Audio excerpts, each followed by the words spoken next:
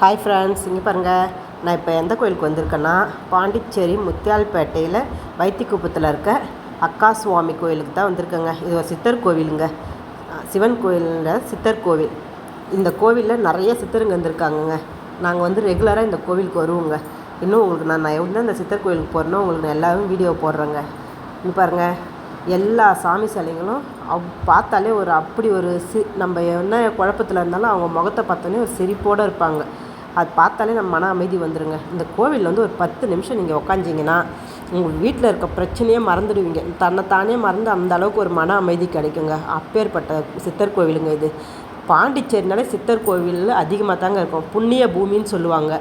அப்பேற்பட்ட புண்ணிய பூமியில் இவரும் ஒரு சித்தருங்க. நீங்கள் என்ன ஊரில் இருந்தாலும் சரி, பாண்டிச்சேரி வந்தீங்கன்னா இந்த கோவிலை மிஸ் பண்ணாத பாருங்கள். நீங்கள் கேட்டதை கேட்ட மாரியே கொடுப்பாரு. அப்பேற்பட்ட சித்தர் கோவிலுங்க இது.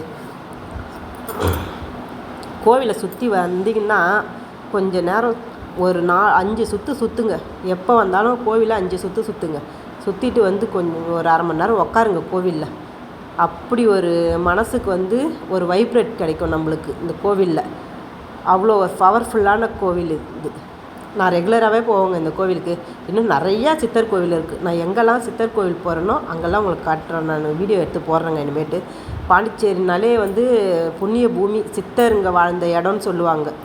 இந்தியாவின் செல்ல பிள்ளையே பாண்டிச்சேரி தாங்க. இங்கே பாருங்கள், அப்பேற்பட்ட ஊருக்குள்ளே இவ்வளோ ஒரு சக்தி வாய்ந்த கோவிலுங்க அதிகமாக இருக்குது. நீங்கள் எந்த இடத்துக்கு போனாலும் இந்த மாதிரி ஒரு இவரை பாருங்கள். இவர் வந்து தத்தாத்திரேயர். நீங்கள் எந்த கோவிலுக்கு போனாலும் இவரை நீங்கள் பார்க்க முடியாது. ரொம்ப எங்கேயோ ஒரு இடத்துல தான் இருப்பாங்க. இவர் வந்து குரு பிரம்மா விஷ்ணு சொல்லுவாங்க. இன்றைக்கி நான் கிருத்திகை அன்றைக்கி நான் கோவிலுக்கு போனேன். அதனால் முருகருக்கு அபிஷேகத்தை பார்த்தேன்.